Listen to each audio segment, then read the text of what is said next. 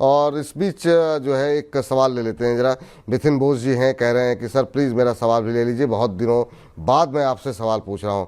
अब इतने दिनों बाद पूछ रहे हैं तो ले लेते हैं सर। कह रहे हैं मैं आपका रेगुलर व्यूअर हूँ पर सवाल बहुत कम करता हूँ। चलिए sir, thank you sir. IRFC के ऊपर सवाल है, 163 की बाइंग है। कह रहे हैं अभी निकल जाऊं या एवरेज करूं, 5 साल का लंबा व्यू है। IRFC, बहुत लोग ऐसे हैं जो लंबी अवधि का नज़रिया रख रहे हैं रेलवे के ऊपर, फंसे हुए हैं सभी, लेकिन कह रहे हैं कि 5 साल का नज़रिया है। 165 के आसपास अभी शेयर का भाव देखने को मिल रहा है और 163 की बाइंग है। तो आप तो फिलहाल बहुत भाग्यशाली लोगों में से हैं जिनको कि 2 रुपये का मुनाफा हो रहा है यहाँ पर।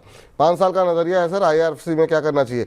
वैसे तो ज़्यादातर सवाल हमारे पास रेलवे पे नुकसान के ही आते हैं, आपकी टिप्पणी। देखिए मैं क्या बताऊं, मतलब ये दो स्टॉक जो है, इरिडा, आईआरएफसी।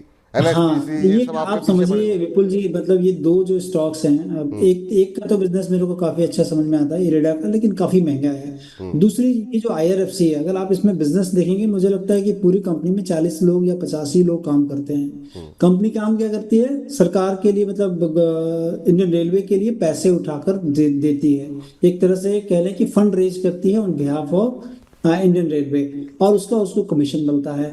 तो बिजनेस समझना कि ये कमीशन जो मिल रहा है इनको, और लगातार आप देखें 3-4 सालों से इनके कमीशन इनकम एकदम फ्लैट रही है, 6,000 करोड़ के आसपास का मिलता है, और एक ऑलरेडी इतना बड़ा गेन आ चुका है।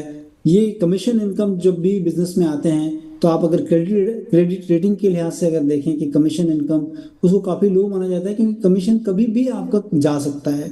अब उसमें परपेचुइटी में देखना थोड़ा मुश्किल होता है, इसीलिए वैल्यूएशन भी काफी मुश्किल होते हैं ऐसी कंपनियों के। और मैं जहां पर समझ नहीं आती चीजें, उससे दूर रहता हूँ।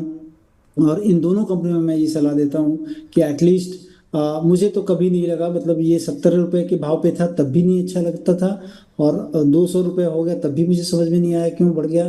तो ये दोनों चीजें जो हैं मुझे एकदम, क्योंकि वैल्यूएशन जब हम लोग फंड मैनेज करते हैं, खुद का पैसा लगाते हैं, तो काफी बारीकी से देखते हैं, और उस चीजों में बहुत सारी चीजें हमारे दायरे के, जो हमारी स्टडी है या हमारे जो पैरामीटर्स हैं उसके बाहर रहते हैं। तो जब भी कोई चीजें बाहर रहती हैं, कितनी भी अट्रैक्टिव हो, हम नहीं लेते हैं उसको, और वैसा हम्म। सलाह भी नहीं देते हैं। चलिए तो ठीक है, ये रहा यहाँ पर IRFC के ऊपर।